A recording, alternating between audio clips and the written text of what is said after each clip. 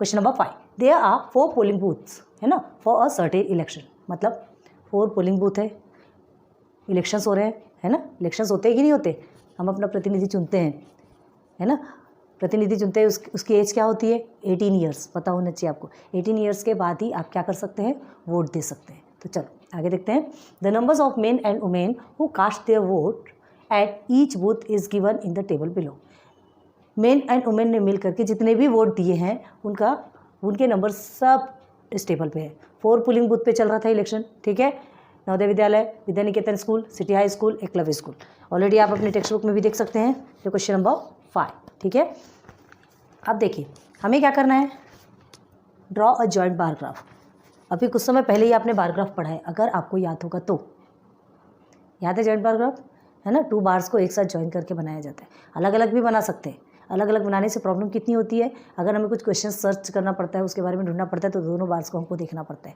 और वही दोनों बार जब एक साथ ज्वाइन हो जाते हैं, एक ही ग्राफ पेपर में जब बनाए जा सकते हैं, तो उसे ही हम जॉइंट बार ग्राफ कहते हैं। तो ये डेटा आपको गिवन है, ये क्वेश्चन आपको गिवन है, ये टोटल डेटा आपको गिवन है, बार आपको बनाना है। हम आपको सिर्फ कुछ चीज़ें बताएंगे, ध्यान रखो। ये वाई एक्सिस है, ये एक्स एक्सिस है, ओके। अब इसमें हमें स्केल बताना है, और एक्स एक्सिस पे आप क्या रखेंगे, पोलिंग बूथ्स के नेम, ठीक है। ये जो 4 पोलिंग बूथ्स है, इसके नेम आप यहाँ रखेंगे, और यहाँ आप रखेंगे नंबर ऑफ वोट्स। क्लियर है। अब देखिए फीमेल और मेल दो का आपको क्या बनाना है, इंडेक्स बनाएंगे। तो इस इंडेक्स पे आपको क्या फॉलो करेगा, ये एक में आपको कौन सा डिज़ाइन बनाना है, दोनों में भी कौन सा डिज़ाइन बनाना है, डिपेंड आप पे करता है। प्लीज़ लेक्चर अगर आपने नहीं देखा होगा तो आप जाइए बैक और पहले वो लेक्चर देख के आइए, क्योंकि बहुत ज़्यादा डिटेल में हमने ये सब समझाया है, ठीक है। यहाँ नहीं समझा सकते इतना ज़्यादा, क्योंकि क्वेश्चंस बहुत ज़्यादा है, एक एक लेके डबल और ट्रिपल वही काम करेंगे तो आगे कब पढ़ेंगे।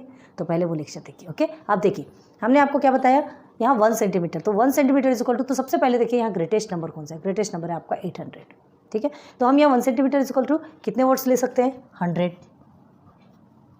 ठीक है, 100 ले सकते हैं। तो ये 1 सेंटीमीटर इज इक्वल टू हमने 100 लिख दिया। अब 100 से लेकर के आप 800 तक, 900 तक, 1000 तक, डिपेंड आप पे करता है आप कहाँ तक रखने वाले। और यहाँ पे पोलिंग बूथ्स के नेम ये बनाइए और ये बार्स बनाइए। बनाना आपको है, वीडियो पॉज करो, ईमानदारी के साथ बनाओ, और उसके बाद जो हमने बनाया उसके साथ में मैच करो, प्लीज़। Now start. देखो आपने सही किया है या नहीं, सब कुछ हमने बता दिया था, स्केल भी हमने बता दिया था, आपको इंडेक्स भी बता दिया था कैसा फिलअप करना है, डिज़ाइन आप पे बनाना है, डिज़ाइन आप पे डिपेंड है। और बस ये प्रोसीजर, ये 500 है ना, ये आपका 440, 450 से थोड़ा सा नीचे 520 है। तो हमने क्या किया, हाँ ऊपर सेकेंड वाला ना, सेकेंड वाला, हाँ 520 है, तो 550 से थोड़ा सा नीचे हमने ये 520 लिया।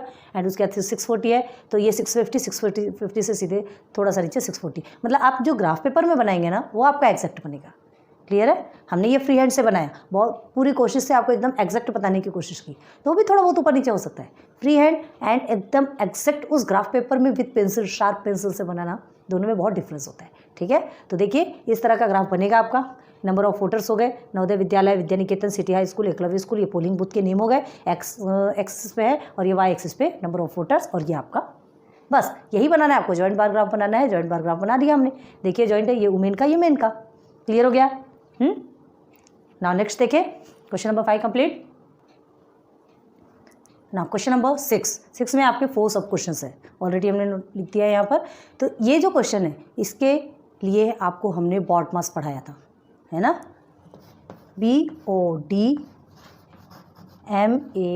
अगर आपको याद होगा तो।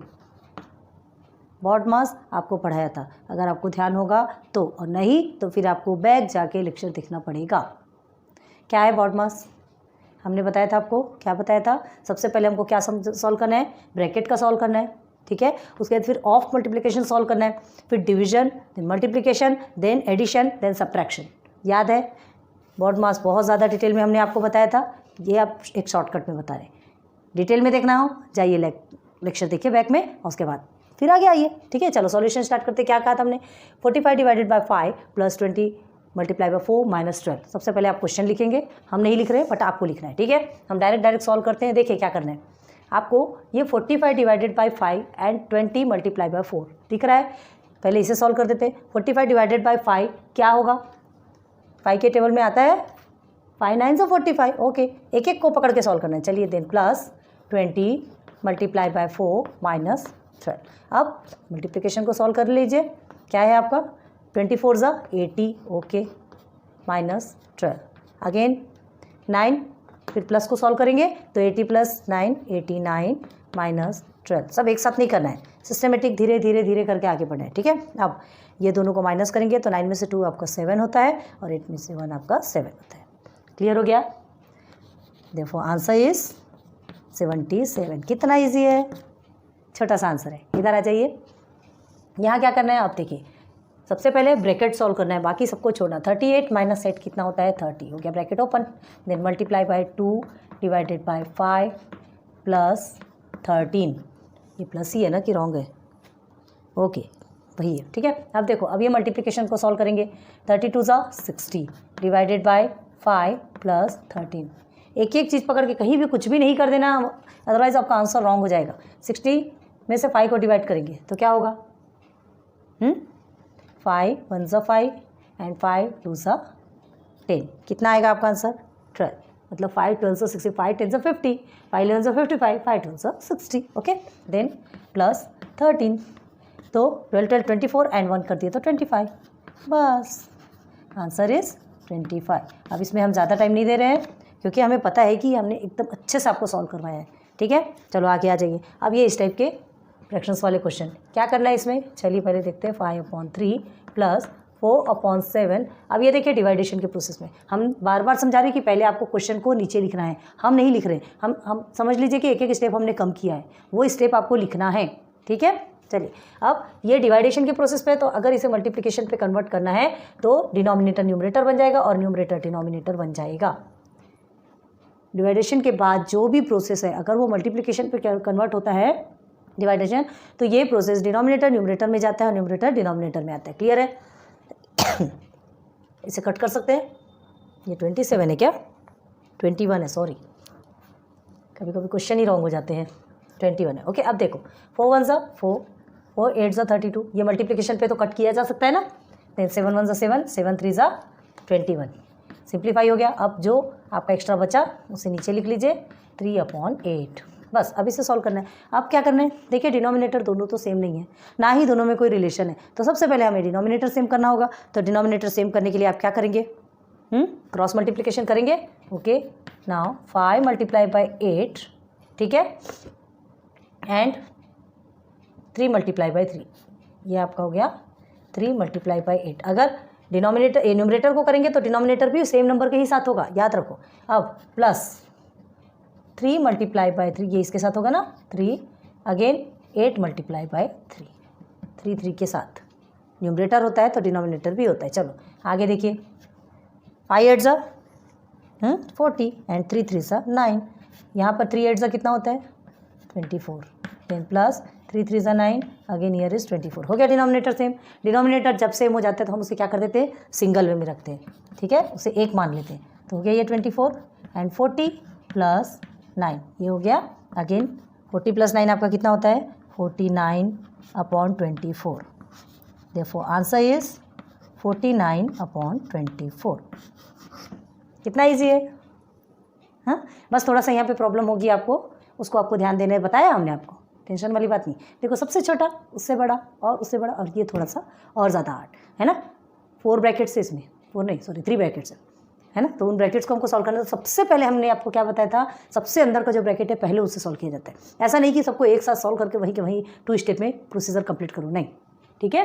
तो ध्यान दो, इज इक्वल टू पहले आप क्वेश्चन लिखेंगे और उसके बाद सॉल्व करेंगे। तो चलिए 3 मल्टीप्लाई बाई, ये करली ब्रैकेट हो गया, 4 भी एज इट इज़ रहेगा, ये भी एज इट इज़, ये सब एज इट इज़ रहेंगे। इसे आपको कुछ भी नहीं करना है, अब पहले इसे सॉल्व करना है। तो 5 3 ज़ा 15 है ना, सॉरी 3 5 है, 5 3 करें, 3 5 ज़ा 15, ये हो गया हमारा 5, एक ब्रैकेट कंप्लीट। बस अब सबको ऐसे ही लिखते जाइए। फिर से आगे बढ़ो। अब किसे सॉल्व करना है, अब किसे सॉल्व करना है, हमें ये ब्रैकेट खत्म करना है। कौन सा, ये वाला। चलो तो क्या करेंगे इस ब्रैकेट को कंप्लीट करने के लिए, 3 मल्टीप्लाई बाय, ये देखो ना +5 और -5 कट हो गया कि नहीं हुआ, कट हो गया ना। या तो आप 85 और 5 को 90 करके फिर भी माइनस करोगे तो भी आपका 85 आना है, सीधे सीधे कट कर दो, ठीक है। देन ये करली ब्रैकेट 4 देन 85 देन +2, ठीक है, अब क्या करना है, ये ब्रैकेट फिर से ओपन हो जाएगा, 3 मल्टीप्लाई बाई 4 85 प्लस 2, ठीक है। अब आगे 3 मल्टीप्लाई बाई 4 एंड 85 को आप मल्टीप्लाई करेंगे तो कितना होता है, 5 4 सा 20, 2 हमने कैरी लिया, 8